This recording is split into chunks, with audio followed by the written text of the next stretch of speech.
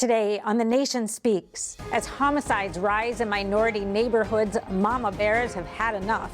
Sylvia Bennett-Stone founded Voices of Black Mothers United to try to stop the cycle of violence from the bottom up. Then in America Q&A, we ask, do you think black-on-black crime is an issue that should get more attention? Next, the incredible pain of losing a child to senseless violence. Zanetia Henry shares what happened to her son and why she feels community unity is the solution. Finally, in our second America Q&A, we ask people across the country, if someone close to you wanted to become a police officer, what would you say? Hello and welcome to The Nation Speaks. I'm your host, Cindy Drew-Care. It's a shocking statistic.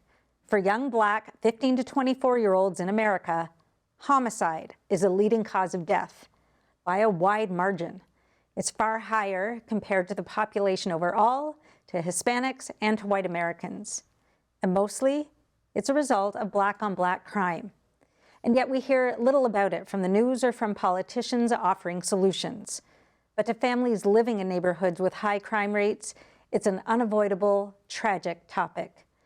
That's why a group of mothers united in the pain of losing a child to street violence say they've had enough. They want to turn their suffering into positive action to help heal and transform their communities from within. I sat down earlier with a remarkable woman who's behind the movement. Joining us now is Sylvia Bennett-Stone, Director of Voices of Black Mothers United, an initiative under the Woodson Center, a wonderful organization that works at the community level to find and support local leaders who are trying to improve some pretty badly broken communities. Sylvia is also the author of Minefields, A Healing Journey to Survive the Murder of a Child. Sylvia, welcome. Thank you. Thank you for having me this morning. Sylvia, in 2004, your beautiful 19-year-old daughter, Crystal Joy Bennett, was murdered. And I am so sorry for that. How did that healing journey result in Voices of Black Mothers United, and what does your organization do? Oh, it started with a need to be heard. It started with the need to tell my story, to tell Crystal's story, to be the voice of Crystal, saying that her life meant something to many people. And so many innocent kids are getting killed in the same way, caught in crossfires. So Voices of Black Mothers United is a accumulation of thousands of mothers like myself that are saying my child didn't deserve to get killed, didn't deserve to die. And no one wants to talk about the black-on-black crimes in our communities. So we decided to come together under the Woodson Center.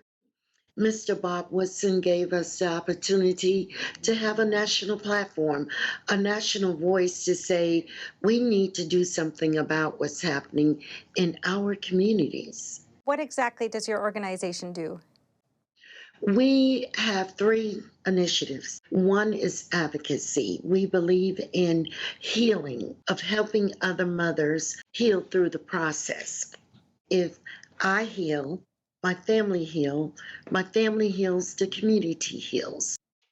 Our second initiative is community intervention. We are taking the young men and women who are out here feeling like they're hopeless, don't have a life ahead of them, and loving on them and showing them the way to life opposed to from life.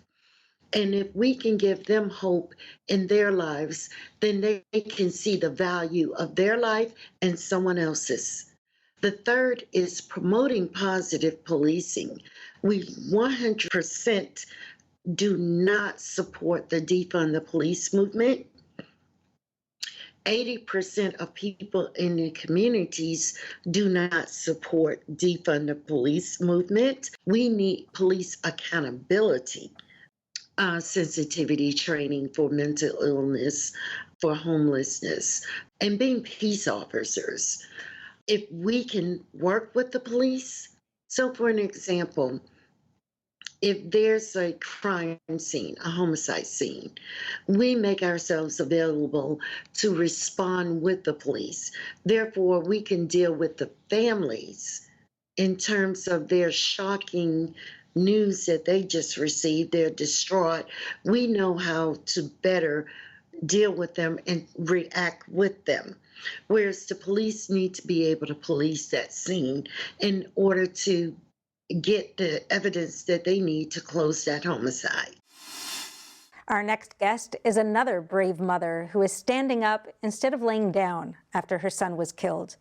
It's important to hear these women because inspiration can be infectious and may just result in real change.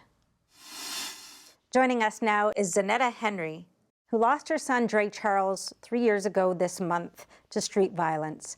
Zanetia, I know it's not easy for you to talk about this, so thank you so much for coming today. Thank you for having me. Start off by telling us a little bit about Dre Charles and what happened that day 3 years ago. Dre Charles, we normally call him Dre, fun-loving, outgoing, just free-spirited person, always laughing, life of the party.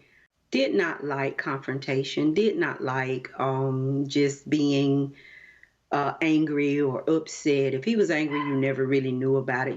April the 26th, 2019, he was in an area that he always hung out.